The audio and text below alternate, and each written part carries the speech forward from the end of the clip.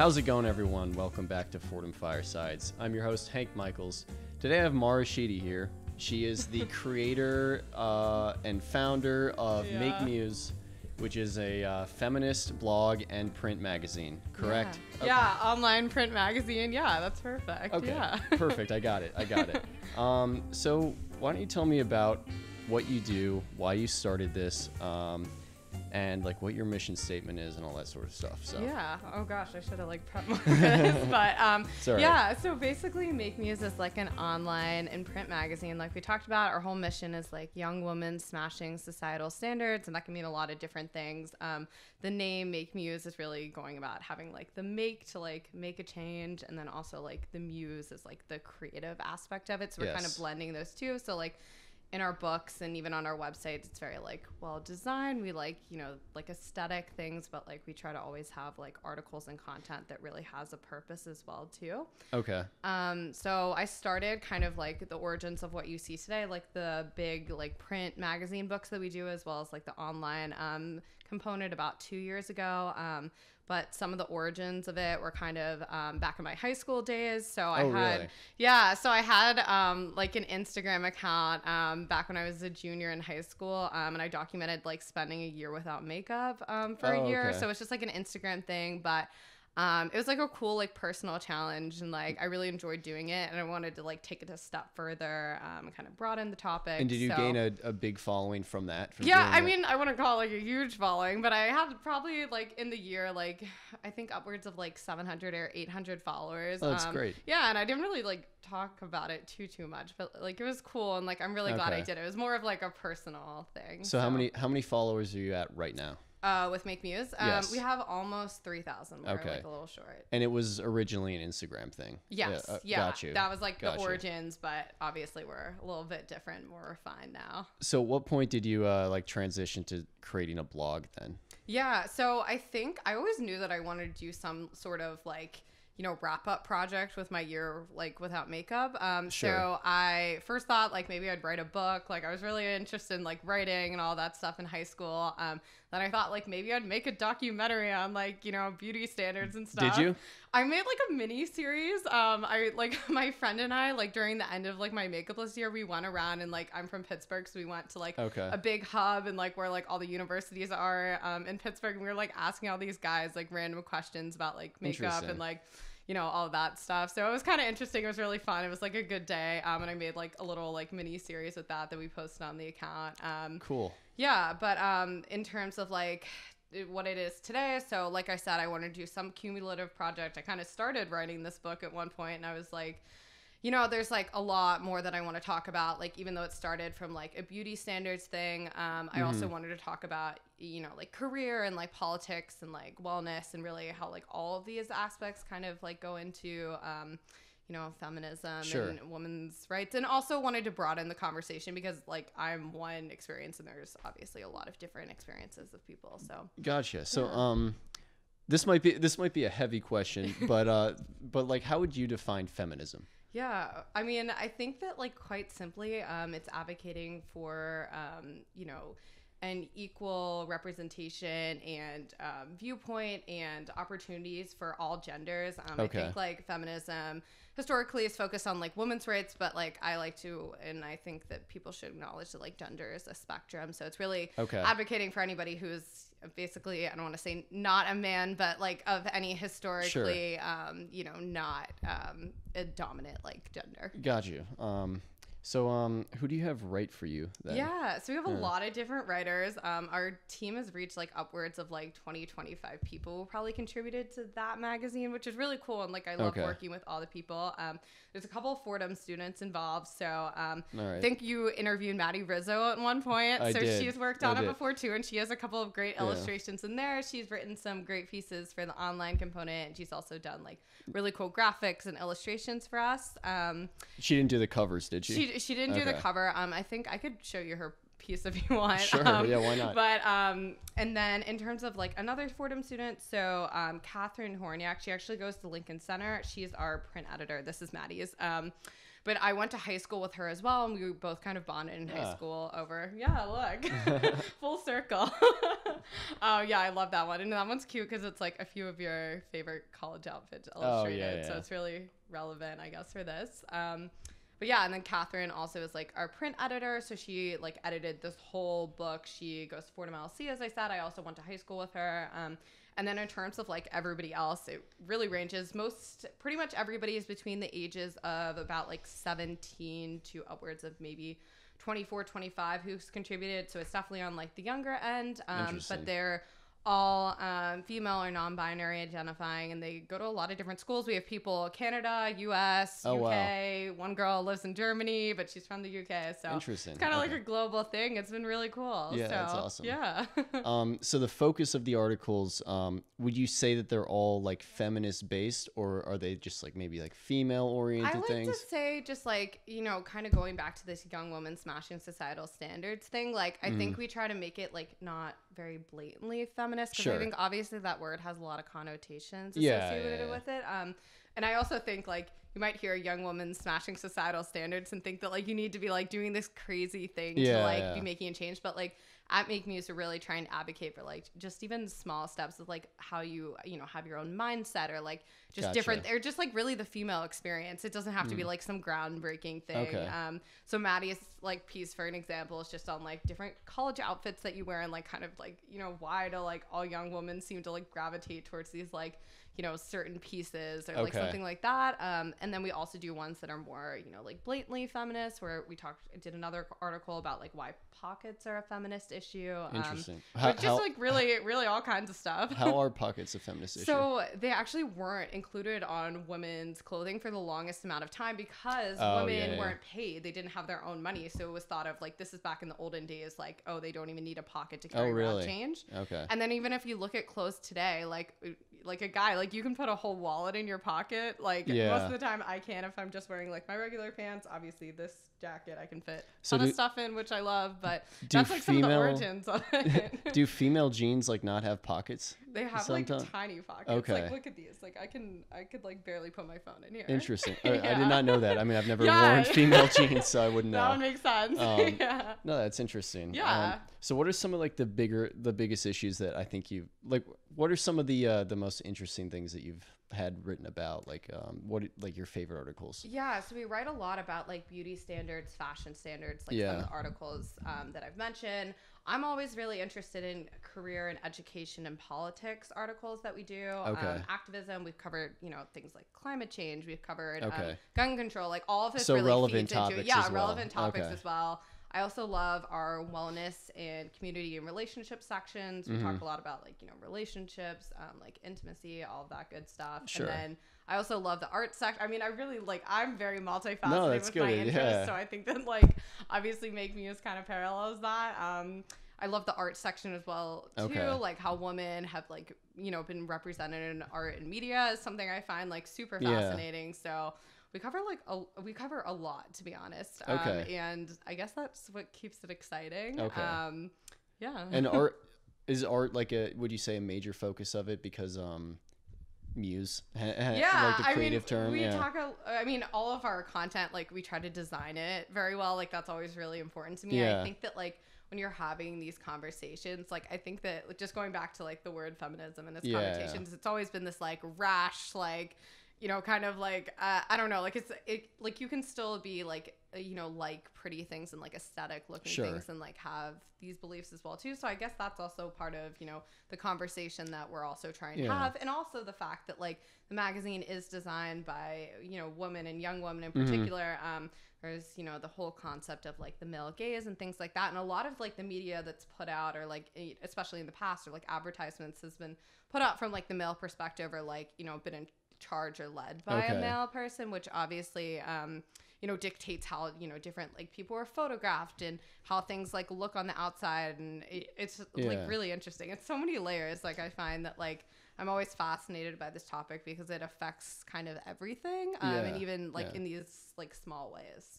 So I feel like feminism, the word itself, might be like a word that people like immediately have an aversion to when they hear it today. So would you say that there's a way that you're trying to like go beyond that and reach people that wouldn't already consider themselves to be feminists, and to bring them in and show that it's not like, oh, this isn't like a man-hating thing, but it's like actually like a reasonable like path you guys are taking? Like, yeah, I think it's so funny too. Like, if you just talk about these issues without using the word feminism, which although we do use it occasionally, a lot of our articles don't. And okay. Even like if I asked you, it's like, do you believe like all people should have like, you know, like no one should be just you're gonna say yes, but like, and most people would, like, nobody wants to like, you know, like do these things, but I feel like most of the time. But the second someone says feminism, yeah, exactly. they It's think like, are you a feminist? feminazi. Yeah, exactly. And like, you might say no, you might hesitate, or you like, you know, just might be confused. And I think that like. Yeah. People can see feminism in their own ways. It's definitely not a one size fits all thing. It's also sure. like, So I don't know. We're just trying to come at it from a different angle. I think that also like feminism is becoming more mainstream today, and I'm definitely acknowledging that. Sure, yeah. And yeah, I mean, I think like also we're really just passionate about like putting out media that's out there that like, you know, combines these views with also like, you know, arts and aesthetics and talking from like a young woman's perspective. So it's just a big conglomeration of that.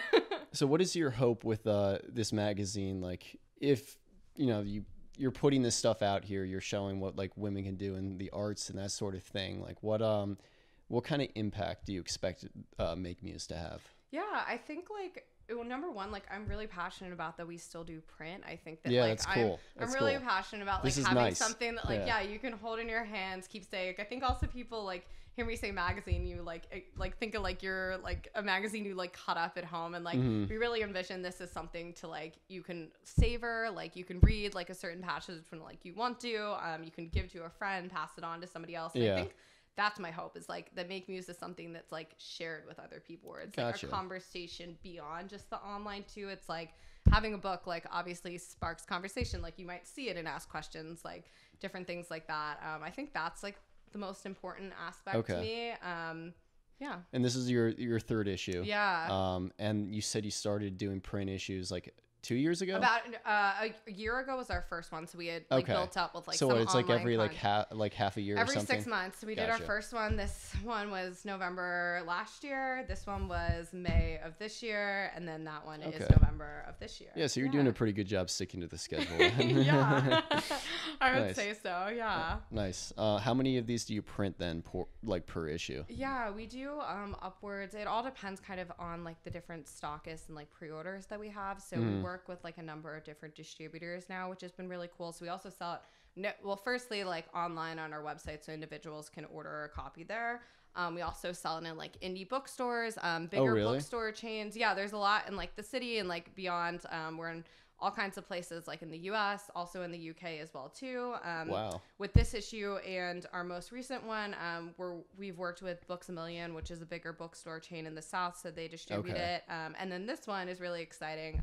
By the end of the year, it's going to be available online at Urban Outfitters as well too. Like they're going to be testing it, so that's really exciting as well. So how do you go about doing that, like making these connections with bigger retail stores? Yeah, I think like just going for it and like reaching out and seeing what happens. I know that sounds like super vague, but I think like doing Make Muse, I've kind of taken my own advice and like, you know, what's the worst somebody can say is no. But like more realistically, it's like there's been kind of like, you know, a resurgence of print. And I'm, like I said, I'm very interested in this topic and, you know, print media especially. And, you know, similar magazines are magazines like of the same like caliber, I would say, like, you know, thickness, like covering a topic, addressing like a certain audience, have, you know, obviously you can go to their website, see where they're stocked, and then it kind of is like a reaching out game from there. Obviously get some no's, but we obviously get some like wins too. Who do you reach out to then? Is there like a I don't know, like who do you contact like Barnes and Noble to honestly just like going to their website some of the time, for like a smaller bookstore chain, you know, be like, oh, you know, they might just have a generic web or email address, or they might have you know, like a specialized person who's like their buyer. I also like do intern and like sales and marketing. So I've like picked up some tricks from them as well, which I definitely would say have helped with a little bit of like, you know, certain ways to find email addresses or looking on LinkedIn for the right connection. That's how I got the Urban Outfitters thing, was really like scouring LinkedIn for the person, for the to 8 people I thought could potentially be like the buyer for that specific products. Cause I noticed, that a similar magazine was being sold online there. So yeah, it's just kind of like a guessing game. So is this monetized then? Yeah, so we sell the magazine, obviously. So this copy is $16.50. That's how much we sell it for. If we also do pre-sale where it's like discounted even further, more like $11 a copy. And then we also do sell like ads. We work with different brands to do like ads and advertorial content. And that's kind of where I see it's like heading into the future. So for example, in this one, we worked with this really cool women-led clothing brand called 319. And we worked with them and stylized and produced all the content for a shoot. So we did like all the photography for them. They can use that on their social, on their website, things like that. Also wrote an article about them and connected it to like astrology-based style, and then included that in there. So it's kind of a win-win for them because A, they're like displayed in our magazine. B, they also get content that they can use like in any way that they see fit, and they also help us keep Make Muse going. Nice. Yeah. Yeah. So is this something you see yourself doing then after college?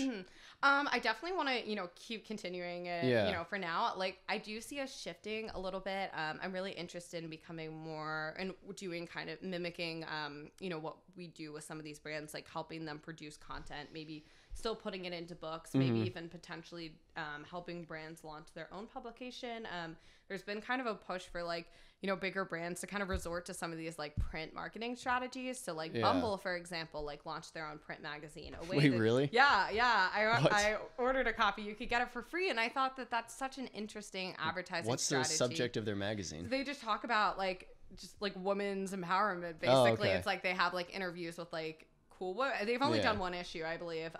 That's true, because it's Bumble's the app where like the women have to message first. Yeah. To be honest, I wasn't super impressed with theirs. It was like very like flimsy. But I do think that there are brands who are doing it right, like The Wing, for example. I doubt you would know them, but they're like a women's co-working space. But they have a really cool magazine. It's very like designed very well. It's kind of like a publication that speaks to like what their whole brand is all about. And you can buy it in stores. You can also, I think they send it out to all their members. But I think print to me is so fascinating because it allows the brand to have, I keep saying this and it's not the right term, but it's like an offensive strategy, not like being offensive, but like being like on offense rather than defense, like putting your brand messaging out. And like, it's like a cool brand move, but it also like reiterates the product to like, or concept to people who may be interested or already a member. I don't know, I just think that there's more brands doing it, but there's not a lot of like agencies or people like helping them do it because everybody is like online, but how much like can we take of online, especially as some of us are like not as into that anymore. No, that's interesting that you say that there's like a rise in print, because I always feel like, I mean, I know people talk about like physical media dying, but like I read somewhere that records are like overtaking CDs for the first time since like the 80s. Yeah, I think this was in one of my pitches. From 2017 to 2018, I believe, like record sales grew like something crazy, like 120%. Like, so this return to the retro. Yeah, like, and Barnes and Noble, Urban Outfitters. Yeah, like, independent bookstores have had their like best year and like I think 2018 was like one of their best years in like probably the past 20 years after like the whole Amazon thing. So it's kind of interesting how history repeats itself, and I think print's something pretty evergreen. Meanwhile, like Facebook was like the it thing. Now, how many of us like our age are on Facebook? It's like obviously we on Instagram too. Yeah, I mean we're all on it, but it's like I feel like your time may be spent elsewhere, and like now the teens are like on TikTok, and like who even knows what that is? Yeah, so it's like. No, that's cool that this is like actually like it, because I know like a lot of websites will release like maybe a yearly magazine, but kind of as a nostalgia thing. But the fact that this is like a big part of your site, I think is really cool. Yeah. Do you see like, I mean, you don't have to like say sales numbers, but like has it been like selling well like over like as you release more issues? Yeah, I mean we definitely have a lot of repeat customers and people like our brand. We definitely see like kind of tapping into like a audience.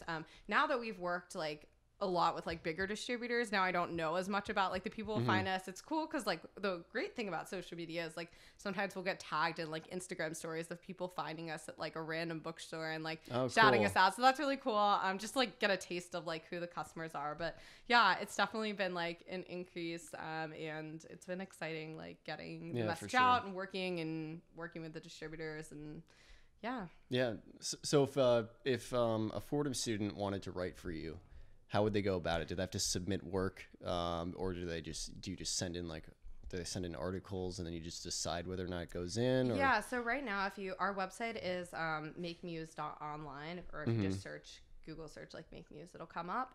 But we do take submissions. We've historically always had like a team, and they have, you know, regular article guidelines, and like there's a process for how many they submit per month and things like that. But we do open it up to submissions, and we do get actually a fair amount of submissions. Oh, wow.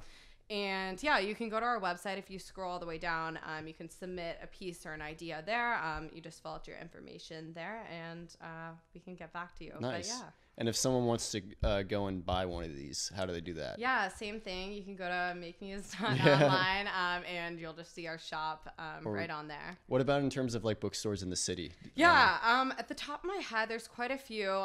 There's like Casa Magazines, which is in the West Village. There's Bowery Iconic Magazines, and I think the other one's Soho Iconic Magazines. There's Magaleria, McNally Jackson we're going to have soon, Book Culture, quite a few. They're all listed on our website. If you go there at the bottom, we list out our stockists, and they're grouped by your region. So even if you're listening to this not in New York, there's probably a place like decently near you.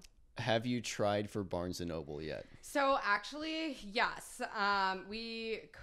So it's crazy how all these things work. It's like it's really not that hard to get into these stores, which is like baffling to me. Like, yeah, no, that is surprising. It's crazy. It's like people, like even my marketing class that I just came from, like the professor was talking about like distribution and getting them in stores and like how that's a great sign. I was like, I've had like such easy success, and maybe this isn't the norm. I don't know, but yeah. So with Barnes & Noble, from what I know about them is for their magazine department, they work with an outsider group called like, I believe it's like TNG or something like that. It's like the distributor. So like not Barnes & Noble who supplies them. And basically they require just a very heavy upfront fee, like for magazines to be a part of there. So like they're trying to make money off of you. And then obviously you make money once it sells with them too. But I think they're trying to like weed out some like smaller publications, unfortunately. So we could work with them, but I think just from like a financial aspect, maybe down the road. Yeah, but I think like we're doing really well in like indie stores, and I think that's like kind of more with like our market right now. And I'm like honestly really proud of our success. Like I think that you should be. Some of these awesome. Like, you know, big name bookstores like mean a lot. But I'm like excited for like a little bit alternative source like places. Like I think Urban Outfitters is super cool because that's more in line with maybe like our target like younger audience. Rather than, you know, I love Barnes & Noble, but I don't know how many of my peers. That's true. I mean, I literally went yesterday. Just one last time, you want to pitch your Instagram so people can go follow it? So it's just at Make Muse, MakeMuse, and you can keep up with us there. Awesome. Yeah. Maura, thank you so much for coming on. Thank you for having me. This was fun. I felt famous that you asked. I was like, I'm really not that cool. No, this is cool. I haven't had anyone who's like actually has like print stuff out. I mean, I did have JJ on who's like wrote a book and stuff, but like, I don't know, you made it a whole magazine like that you started, and I think that's awesome. So thanks. So yeah. Thank you guys for watching. I will be back soon with another episode. Make sure you check out Maura's stuff. Go to Instagram. Go to her website. Find out all that stuff. They're doing good stuff over there. So until the next time,